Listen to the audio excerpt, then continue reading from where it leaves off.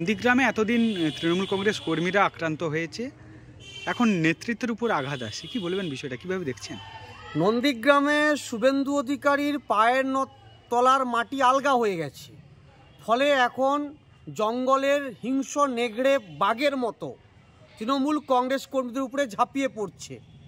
এই উগ্র এবং হিংস্র মানসিকতার বহিঃপ্রকাশ নন্দীগ্রামে বারে বারে দেখতে পাচ্ছি।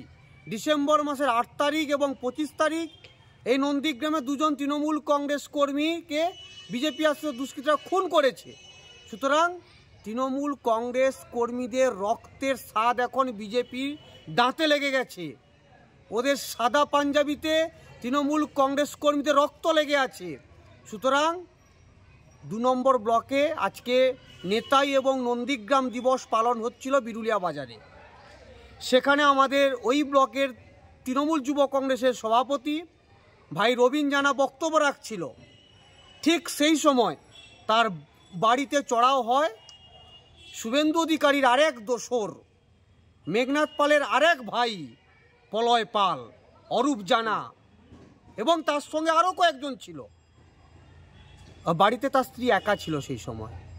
একজন অসহায় একা থাকা বাড়ির গৃহবধূকে অশালীন ভাষায় অশ্রাব্যভাবে তারা গালিগালাজ করে, তার বাড়ি ভাঙচুর করবার হুমকি দেয়। শুধু তাই নয়, রবীন জানাকে প্রাণে মেরে ফেলার হুমকি দিতে দিতে পুরো এলাকাকে বিজেপি সন্ত্রাসের মুক্তাঞ্চল করতে চাইছে। তবে হ্যাঁ, গত 18 দিনে 11 বার শুভেন্দু অধিকারীকে নন্দীগ্রাম আসতে হচ্ছে। সুতরাং নন্দীগ্রাম যে ওনার কপালে চিন্তার ভাঁজ ফেলার জন্য যথেষ্ট, এটা কিন্তু প্রমাণিত। তাই আগামী দিনে গণতান্ত্রিকভাবে শুভেন্দু অধিকারী এবং বিজেপির বিরুদ্ধে তৃণমূল কংগ্রেস লড়াইটা জারি রাখবে। বাপ্পাদিত্য গর্গ, নন্দীগ্রাম 1 নম্বর ব্লক তৃণমূল কংগ্রেস কমিটির সভাপতি।